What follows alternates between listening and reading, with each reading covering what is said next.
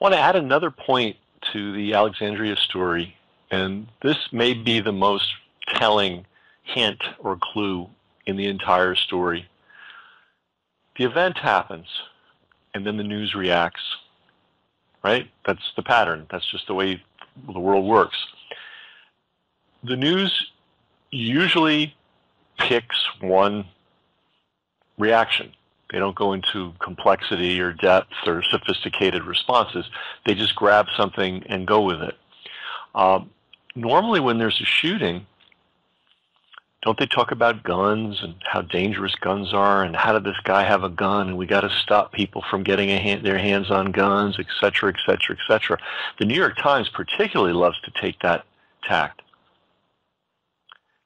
But they didn't do that this time, did they? You can scarcely see a mention of mental health or guns or any of the things they usually like to pile on about after there's a shooting like this. What did they do instead? Specifically, what did the New York Times do? They literally blamed it on Bernie Sanders. You know, this is another one of those crazy, violent Bernie bros. They're all irrational, they're dangerous, they're sick, and Bernie needs to take responsibility for his rhetoric. I mean, that is, you go find the New York Times article, not making it up, that was their response to this shooting. Think about that. Of all the things they could have, of all the directions they could have gone in, they chose to take that specific direction.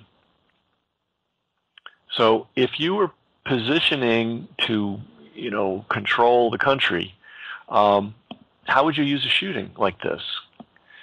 Well, you wouldn't waste it on gun control worries.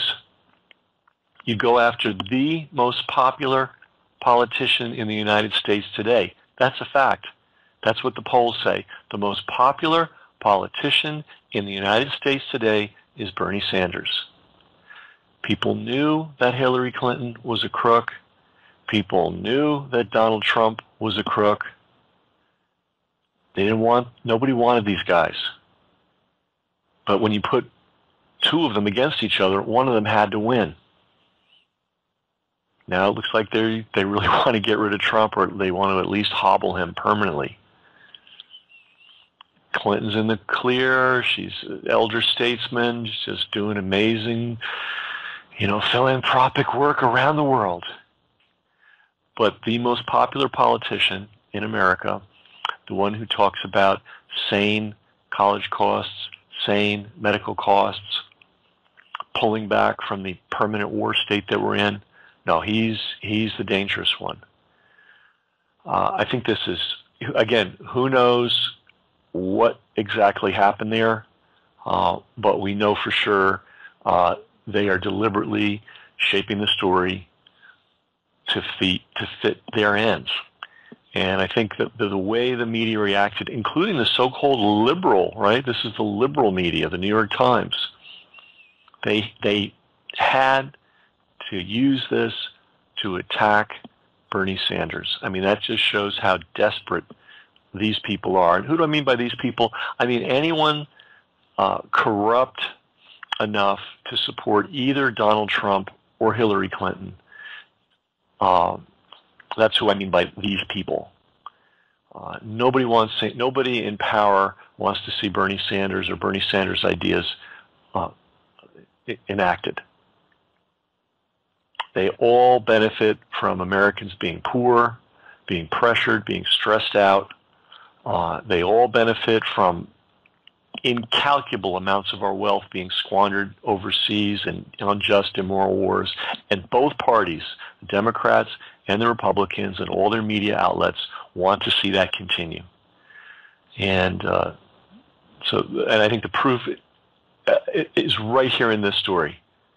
Instead of talking about why was this violent guy allowed to own guns, why was a guy with mental problems allowed to, no, why was he allowed to get a military grade field rifle, not an assault rifle, just a regular old field rifle.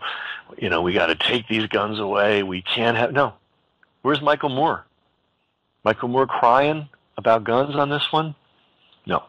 No, it's Bernie Sanders. Bernie Sanders and the Bernie Bros.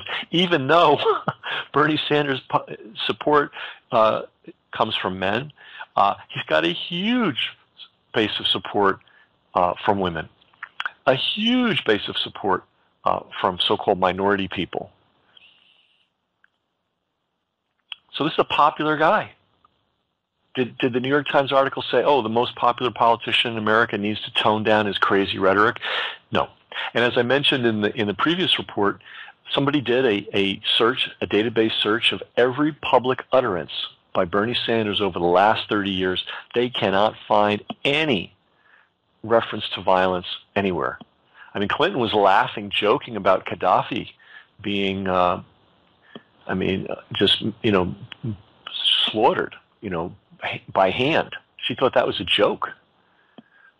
Trump, he encourages people to punch out people he doesn't like. Bernie Sanders has never. Somebody did the search. They can't find it. So when a newspaper like the New York Times comes out that fast and that hard with a really bizarre, skewed line and ignores the obvious line, there's something up. So more about that shooting. It's just stranger and stranger. So anyway, good luck to you and everything you're working on. And this is Brass Check TV signing out.